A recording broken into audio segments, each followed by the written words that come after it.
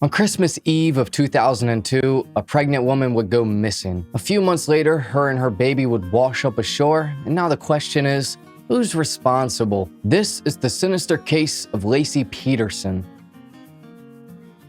Hello friend, and welcome back to High Time Crime. My name's Joel, and on here I specialize in true crime and leading expeditions through the world's greatest safaris. I'm an outdoorsman. But today we're looking at the case of Laci Peterson, a pregnant woman whose life was taken way too short by the person closest to her. Our story takes place in Modesto, California. Modesto is Spanish for the word modest. It's the 19th largest city in the state of California with a population of around 218,000 in 2020. Modesto is located in the Central Valley, and it's surrounded by rich farmland. It's a part of Stanislaus County, and it ranks 6th among California's counties in farm production. This is led by milk, almonds, chickens, walnuts, and corn silage. It's also home to the Gallo Family Winery, which is the largest family-owned winery in the United States, so if you want to wind down, you know where to go. But that's not why we're there today. Laci Denise Peterson, originally Laci Denise Roca, was born on May 4th of 1975 at Doctors Medical Center in Modesto to Dennis and Sharon Roca. She had a brother named Brent who was 4 years older than her. Dennis and Sharon had owned a large dairy farm in Escalon. It was a 365-acre ranch where Laci's father had been raised, and her grandparents had built a home for her parents to raise them in. At the age of 2, Laci's parents would divorce and go their separate ways. Her mother Sharon would leave the country life and move 12 miles with Laci to the city of Modesto, while her brother and her dad stayed on the farm. During the week, Laci would be a city girl, and during the weekends, she was a country girl. Some of her favorite things including riding horses and swimming in her grandparents' pool. As Laci became a bit older and got to high school, she started visiting the farm less and less frequently. She wasn't the tallest person at 5'1", but she was feisty and very popular. Laci sometimes would bring a boyfriend over her father's house whose name was Kent Gain. Kent was her only other serious boyfriend or lover, and it's kind of ironic where he ended up. Laci and Kent were together for 3 years from 1991 to 1994, but after they broke up, Kent was still pretty obsessive over her. A few years later, in 1999, Kent was dating a woman named Grace when he shot her in the back with a .44 caliber handgun. She didn't pass away, but he was found guilty of first-degree assault and sentenced to 15 years in prison. While Laci and Kent were in a relationship together, she got accepted to the California Polytechnic State University. Laci would begin to focus on her major, which was ornamental horticulture, which includes landscape design, hothouse productions, pest control, and floral design. Interesting group of things.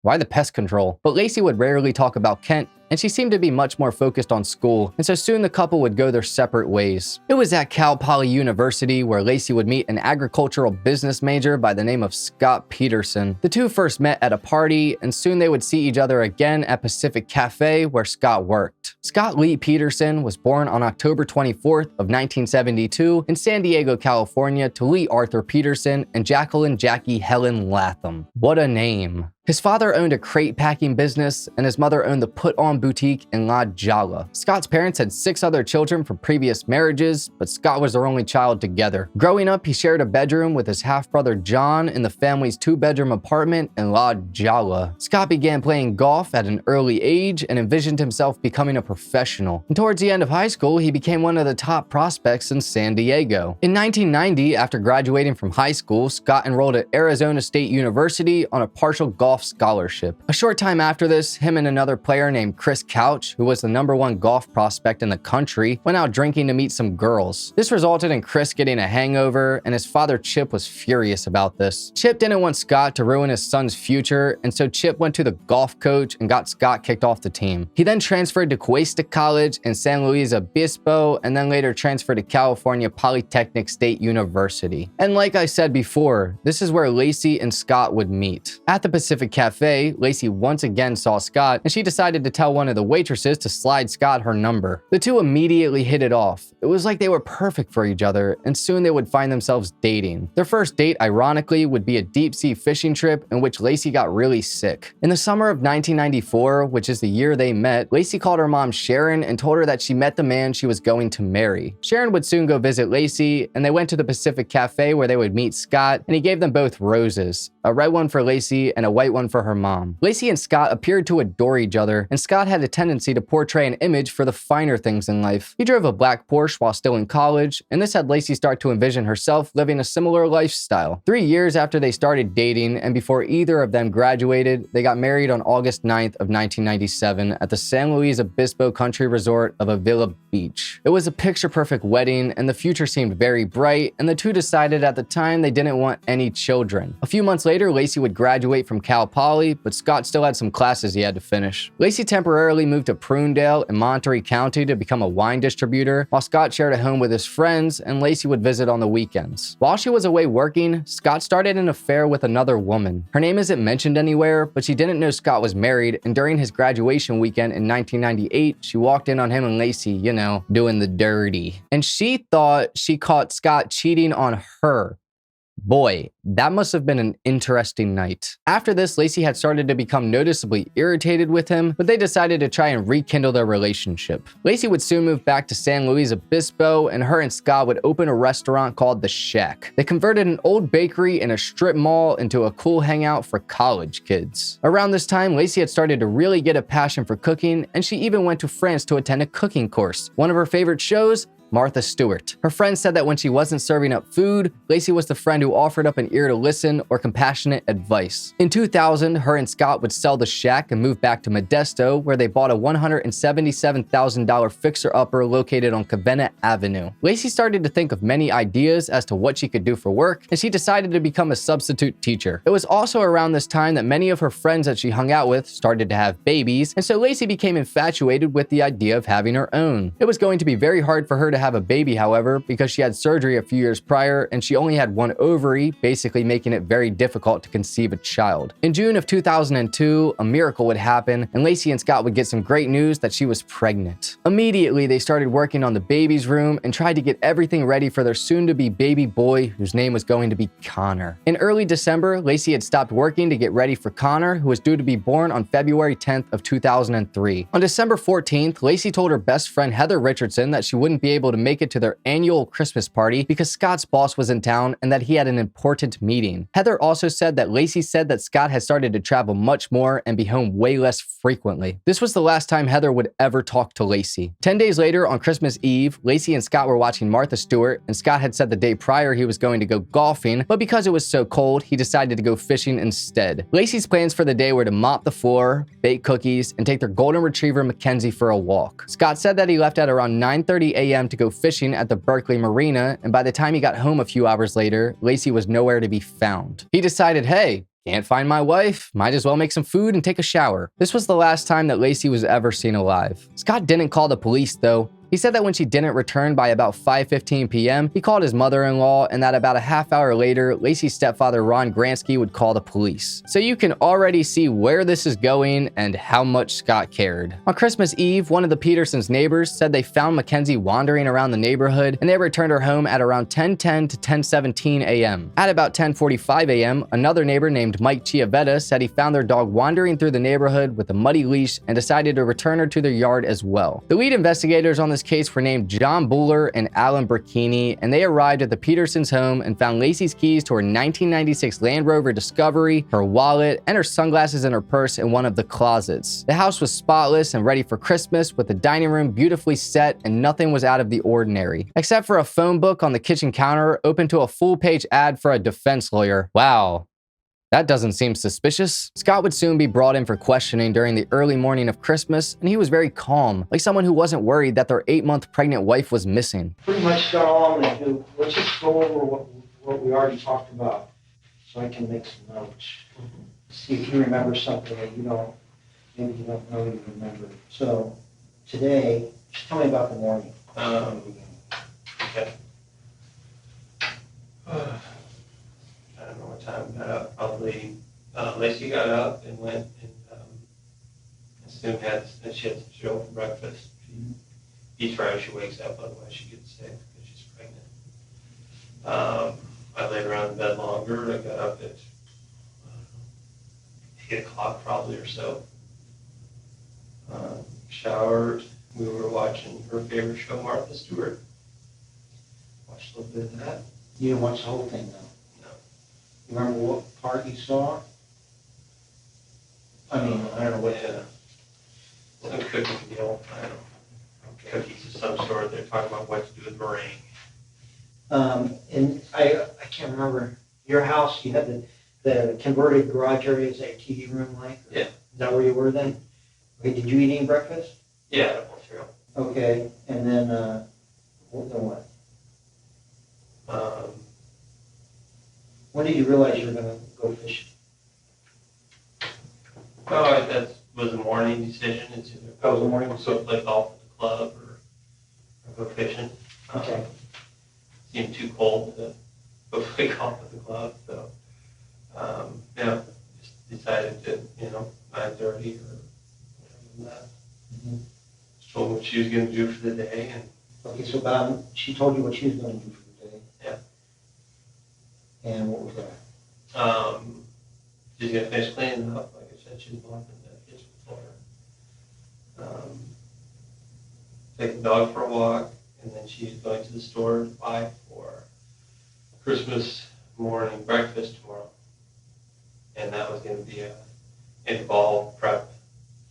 So that was her, just prepping breakfast, and she's gonna make gingerbread cookies. Neighbors also saw Scott loading something into the back of his truck in the early morning, and he said that it was just umbrellas. This made the detectives very suspicious of Scott, and from that point forward, they believed that it was him who was responsible for her disappearance. During this interview, there was a ton of inconsistencies in Scott's story, and the police just became more and more interested in him. So many people had said during this time how great Scott was, and that him and Laci were basically the perfect couple, and Laci's parents even defended him and said that there was no way he was responsible. Soon, everything would start to reveal itself. A woman named Amber Frey would go to the police to tell them about an affair that Scott was having with her. She told the detectives that she met Scott on November 20th of 2002, and he told her that he was single. Soon after they started dating, Amber began to suspect that Scott was married, and so she confronted him about this on December 9th. Scott said that he lost his wife and that this would be the first holiday without her. During a New Year's Eve candlelight vigil for Laci held in Modesto, Scott attended and Amber called him during this. Scott told her that he traveled to Paris to celebrate the holidays with his new friends Pascal and Francois. What was going through this guy's mind? Also, Scott didn't have a meeting on the 14th. He actually went to a Christmas party with Amber Frey. On January 24th of 2003, a press conference was held for Amber Frey to give her side of the story. Okay, first of all, I met Scott Peterson November 20th, 2002. I was introduced to him. I was told he was unmarried. Scott told me he was not married. We did have a romantic relationship. When I discovered he was involved in the Laci Peterson disappearance case, I immediately contacted the Modesto Police Department. Although I could have sold the photos of Scott and I to tabloids, I knew this was not the right thing to do. For fear of jeopardizing the case or the police investigation, I will not comment further. I am very sorry for Laci's family and the pain that this has caused them. And I pray for her safe return as well. I would appreciate to my friends and acquaintances to refrain from talking about me to the media for profit or recognition. I am a single mother of a 23-month-old child, and I ask to respect my privacy. Thank you. This made Laci's family take back any support they had of Scott, and it made them very angry and suspicious. Scott would soon go on to ABC News to talk to Diane Sawyer, and she ripped him apart. I think everybody sitting at home wants the answer to the same question. Did you murder your wife? No, I did not. And I had absolutely nothing to do with her disappearance.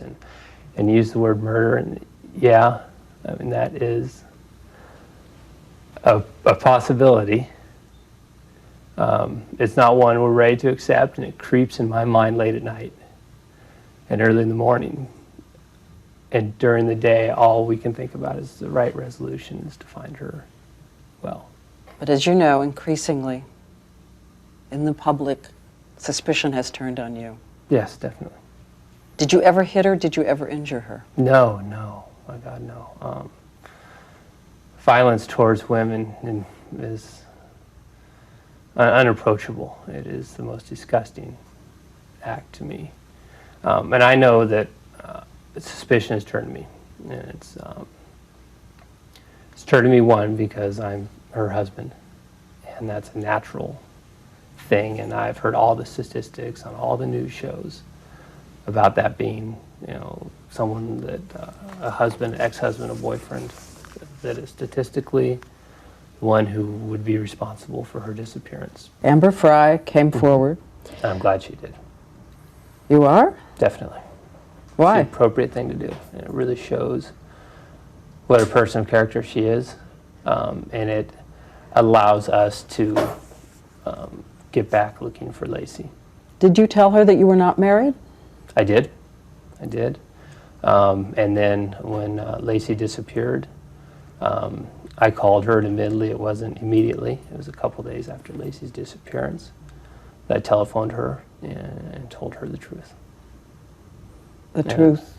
That I was married, that Laci disappeared. She didn't know about it at that point. Did your wife find out about it? I told my wife. When? In early December. Did it cause a rupture in the marriage? It was not a positive, obviously. It's inappropriate. But it was not something that we weren't dealing with. A lot of arguing? No. I can't say that even, she was okay with the idea, but it wasn't anything that would break us apart. There wasn't a lot of anger? No. Do you really expect people to believe that an 8.5-month pregnant woman learns her husband has had an affair and is saintly and casual about it? Accommodating? Makes a peace with it? Well, you don't know. No one knows our relationship but us. Tell me about the state of your marriage. What kind of marriage was it? God, the first word that comes to mind is, glorious. We took care of each other. She was amazing. She is amazing. Did you catch that though? She was amazing. She is amazing. He quickly tried to catch himself. They always somehow slip up. But a few months later, on April 13th of 2003, a couple was walking their dog in a marshy area in Richmond's Point Isabel Regional Shoreline Park, which is north of Berkeley where Scott was fishing, when they discovered a decomposing body of a small baby boy. There were 1.5 loops of nylon tape, though to me it looks more like a plastic bag, around the baby's neck, but he was fully intact with his umbilical cord missing. Then one day later, on April 14th, another person was walking about a mile away from where the baby boy was found when they discovered the torso of what appeared to be a recently pregnant woman. Her corpse was so decomposed that it almost didn't look like a body. Her head was gone, her arms were gone, most of her legs were gone. She didn't have any internal organs except for her uterus, and she was covered in barnacles. A few days later, on April 18th of 2003, DNA tests would come back and show that it was Laci Peterson and her son Connor. The exact cause of death for both of them is unknown, but there's a ton of speculation. The Modesto Police Department and the FBI performed forensic searches of the Petersons' home. His boat was also thoroughly searched, and same with his truck, and they also put a GPS tracking device on it. The FBI conducted a mitochondrial DNA testing on a hair from a pair of pliers found in Scott's boat, and they were an exact match to hairs found on Laci's hairbrush. Scott Peterson was arrested the same day near a La Jolla golf course. When police found him, he said that he was meeting his brother and dad for a game of golf, but Scott looked really out of the ordinary. He dyed his hair blonde and grew some facial hair, and his Mercedes had a ton of stuff in it. This included nearly $15,000 in cash, 12 Viagra tablets, survival gear, camping equipment, tons of clothes, 4 cell phones, his driver's license, and also his brother's driver's license. Scott's father said that he had his brother's driver's license the day before to get a San Diego resident discount at the golf course, and that Scott was living out of his car because of the media attention. The police, however, suspected that Scott was planning to flee to Mexico and try to make a run for it. 3 days later, on April 21st, Scott was charged with 2 felony counts of murder with premeditation and special circumstances, but he pleaded not guilty and was held without bail. On January 20th of 2004, the courtroom Scott was going to appear in was changed from Modesto to Redwood City because he was apparently the victim of increasing hostility in the Modesto area. He killed his wife and son, and he thinks that he's the victim. Yikes. But on June 1st of that same year, Scott's trial would officially start. The only evidence viable was the single piece of hair found on the pliers in Scott's boat. The prosecution, however, presented the fact that Scott changed his appearance and purchased a new car using his mom's name. He also added 2 pornographic television channels to his cable network a few days after Laci went missing, so this made police think that he knew she was never coming home. Scott also started to express interest in selling their house, and he traded in Laci's Land Rover for a Dodge pickup truck. The motive they gave was Scott's affair with Amber Frey, financial problems, and the fact that he just didn't want to be a father. On November 12th of 2004, Scott was officially charged with 2 counts of murder, and then on December 13th, the jury rendered him a sentence of death. A few months later, on March 16th of 2004, Judge Alfred A. DeLucchi followed up on the jury's verdict and officially sentenced him to death by lethal injection and ordered him to pay $10,000 towards Laci's funeral. Scott also took out a $250,000 life insurance policy, which ended up going to her mother. For years, and even till now, people believe that Scott Peterson is innocent due to things that happened during the trial, such as there being no real evidence that he took their lives, and also whether the investigation was thorough enough. Also, Scott's defense has been trying to get him out of jail since 2005, and they keep coming up with random things, but it's not changing too much. On August 24th of 2020, the Supreme Court of California ruled in a 7-0 decision to uphold Scott's conviction, but overturn his death sentence. This was because his judge, Alfred DeLucchi, had dismissed jurors who opposed capital punishment without asking them whether they could put their views aside. In other words, there was an impartial jury. So about a year later, on December 8th of 2021, a California Superior Court judge, Anne Christine Masulo, resentenced Scott to life in prison without the possibility of parole for the first-degree murder of Laci and a concurrent sentence of 15 years to life for the second-degree murder of Connor. Laci was 7.5 months pregnant and an outgoing young woman who had her and her son's future robbed from them. Every time she would enter a room, it would light up. She would be the center of attention, the one with the loudest voice, the one who giggled the most, and the one who had the best laugh. It's very upsetting to see what happened to Laci, and I pray that her and Connor are resting peacefully together. And as for Scott and his demeanor from the time that he had his first interview, you could tell that he was a cold-blooded, calculated killer. He showed no emotion for his wife and soon-to-be son's disappearance, and it was very obvious that he was the culprit. I hope he rots in his prison cell and never gets to see the light of day. But anyways, thank you for watching this episode of High Time Crime. If true crime is your thing, then please subscribe and hit the like button because that's all we do. I just want to say I also have a second account with my brother named Horrifying where we tell stories about everything paranormal. This includes true crime, mysteries, and things that are just downright spooky. I'd greatly appreciate if you subscribe to that too. The link's in my bio. I hope you have a great rest of your day. Take care, friend.